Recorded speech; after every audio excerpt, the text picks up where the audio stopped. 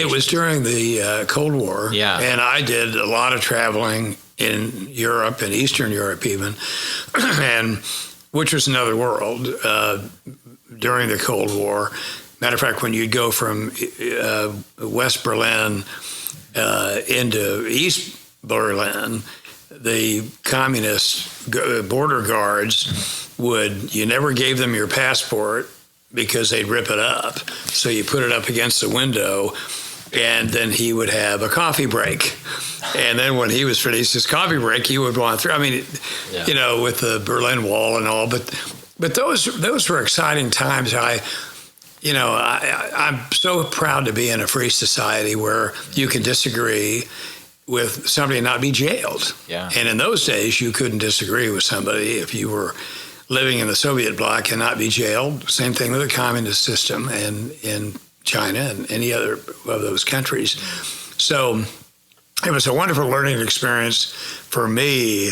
But I just soaked it all in and was, in the middle of a lot of interesting things for Uncle Sam during that period. Yeah, well, I mean, you're aware of you see how the world works, right? And how nations work together or might not work together. And you see a lot of, you're in the room when a lot of important decisions are being made where the rest of the world has no idea. Right. And that's, and you look back and, you look back and 20, 30 years later, you might see the result of the decisions that were made collectively in that room or between whoever, and now you get to see the effects of that. And some people might have no idea who was in that room that day and made those decisions, but and that's got to be and Mike, what you do is you draw conclusions about what kind of people do you want to see in charge of your country or particular policies or bureaus or agencies.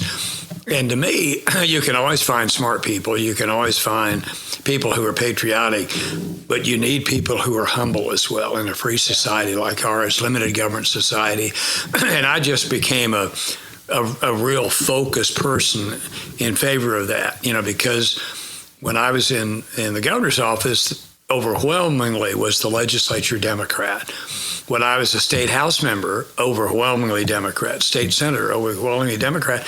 But I said, well, I'll just have to, work with these people to make sure they understand I don't have horns, and we can do things together to make a success happen for Oklahoma.